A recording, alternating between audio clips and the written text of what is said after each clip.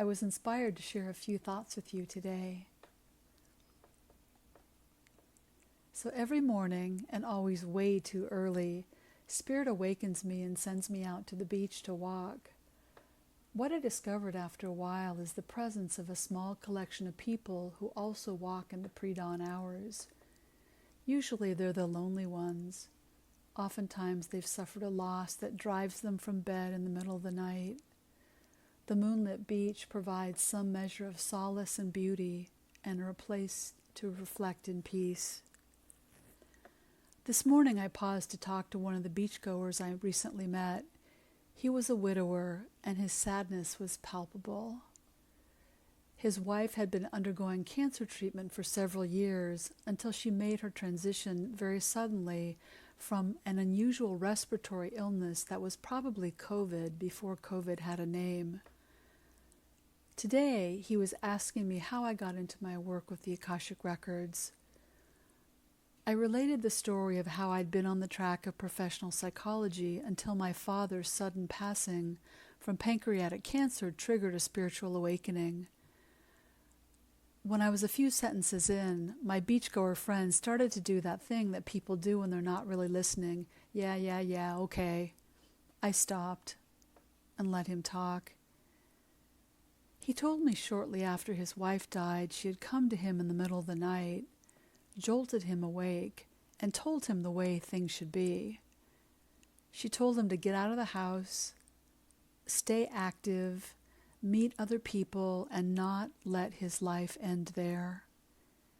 He told me he got up and went into the other room and wrote down everything she said. He couldn't believe it. The next morning, and for days afterwards, he said he researched her words on the internet to see if he had heard them in a movie somewhere. He hadn't. He could never find the words. He said he's a chemical engineer, and it didn't make any sense. If something couldn't be proven theoretically, it didn't exist. He was in a quandary. I asked him how it felt to hear her words, and he said it felt very reassuring.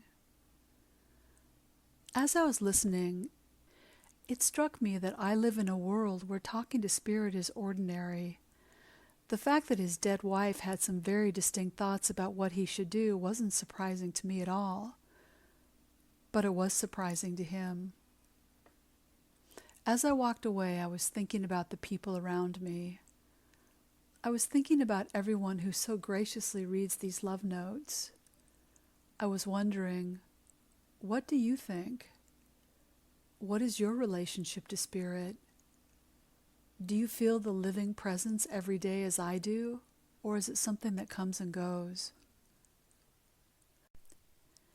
The other dimensions will often break through in times of crisis, but what Spirit wishes you to know right here, right now is this. You are always loved. You are always held. You are always supported. How do you experience Spirit in your everyday life? I'd love to know. Let me know in the comments below.